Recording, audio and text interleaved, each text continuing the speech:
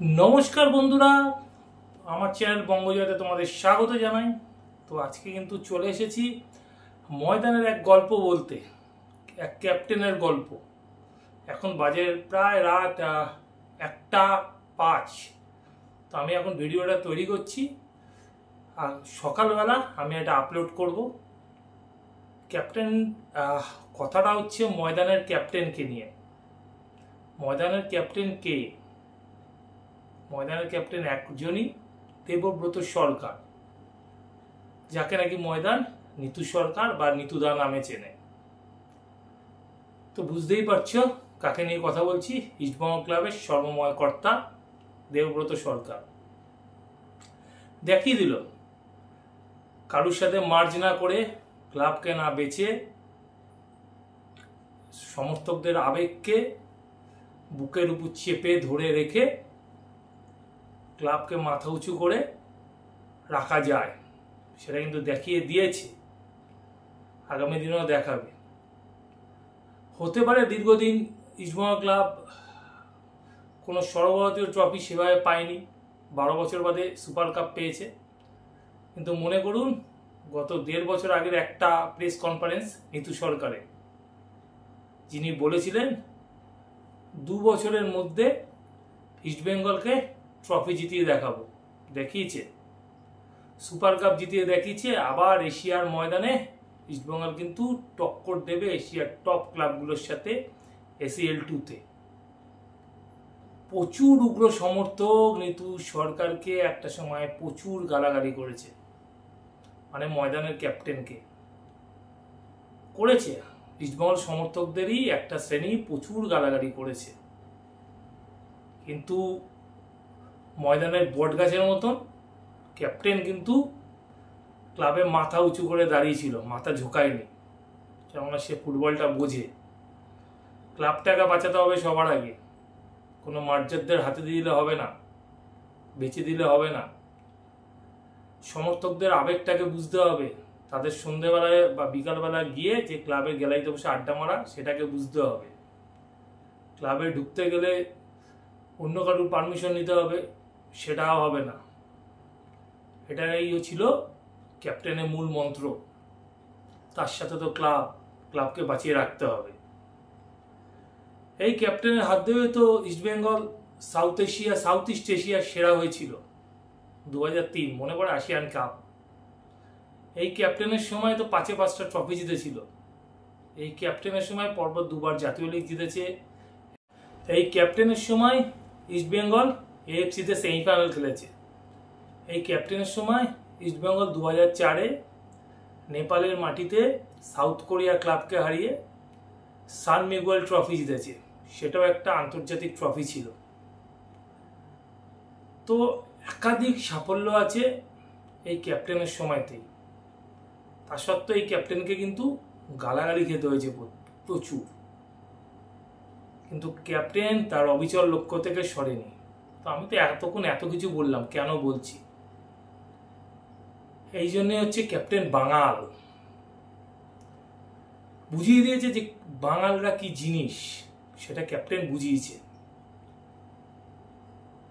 আজকে আনোয়ারকে তুলে নিয়ে এসে, আপুইয়াকে যখন পায়নি তখন পড়শি ক্লাবের সমর্থকেরা প্রচুর ট্রোল করেছিল ইস্টবেঙ্গলকে নিয়ে। ইস্টবেঙ্গল সমর্থক, ইস্টবেঙ্গল অফিসিয়ালদের নিয়ে প্রচুর ট্রোল করেছিল।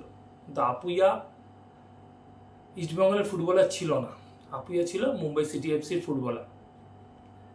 কিন্তু আজকে ক্যাপ্টেনের নেতৃত্বে ইস্টবেঙ্গল রিক্রুটাররা যেভাবে, তো মোহনবাগানের ফুটবলার আনোয়ারকে মোহনবাগানের ঘর থেকে তুলে নিয়ে এলো।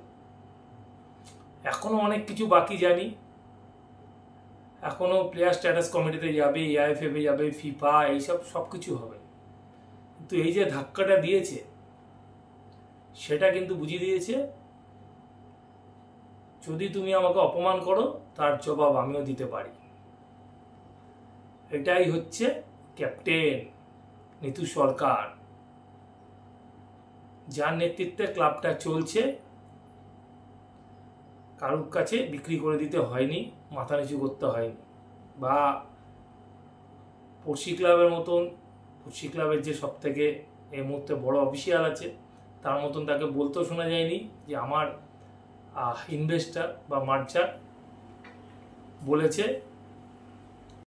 যে ফাঁকা ক্লাবে যেখানে তুমি থাকবে আমি থাকবো, বসে আলাদা কথা বলবো। যেটা হয়েছে ইস্টবেঙ্গলের সাথে ইস্টবেঙ্গল ইনভেস্টারদের এগ্রিমেন্ট, সেটা জনসমক্ষ হয়েছে, ওপেন হয়েছে, সেটা করে দেখিয়েছে ক্যাপ্টেন।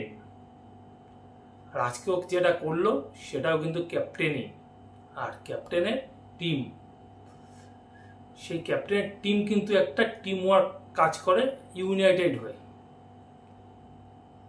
বুঝিয়ে দিল যে ইচ্ছে থাকলে তুলে আনতে পারি, অপমানের জবাব দিতে পারি।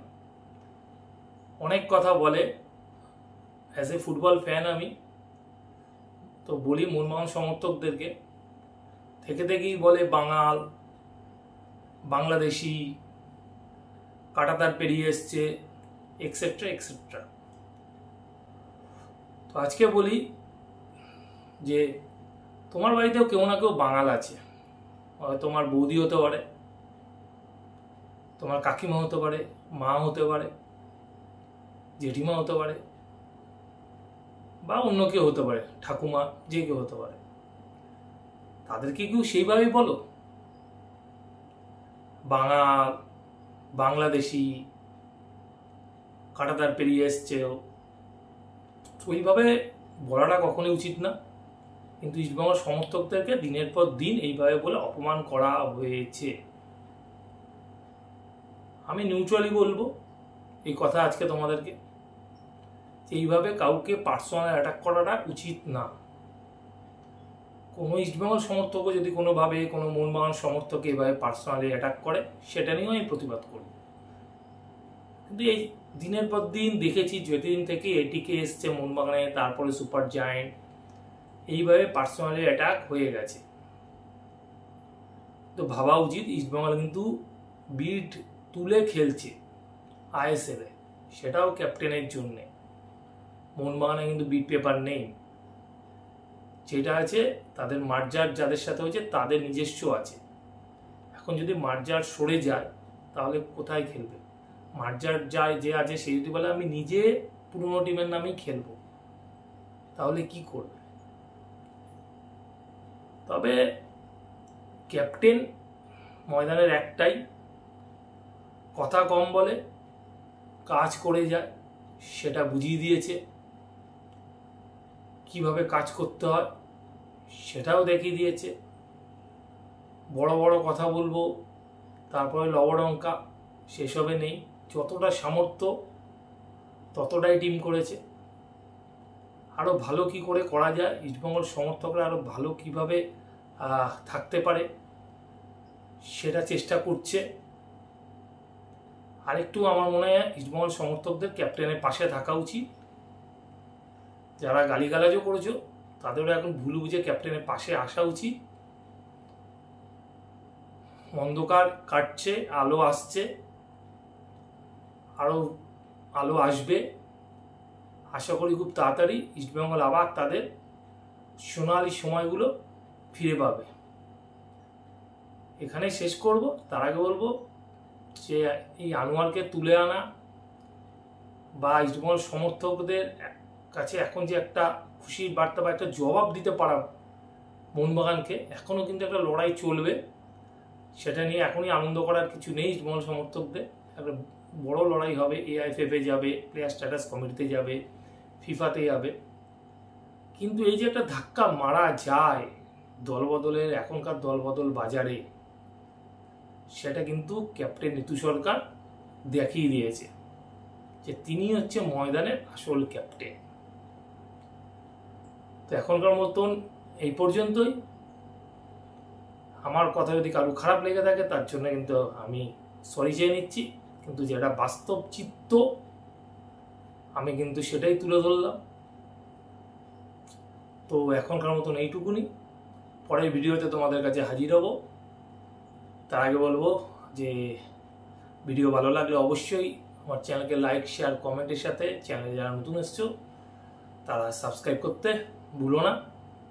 আর সাবস্ক্রাইব করার সাথে বেল বাটনটা অন করে দিও। বেল বাটনটা অন করে দিলে ফুটবলের সব নোটিফিকেশন তোমরা রোজকার মতন পেয়ে যাবে।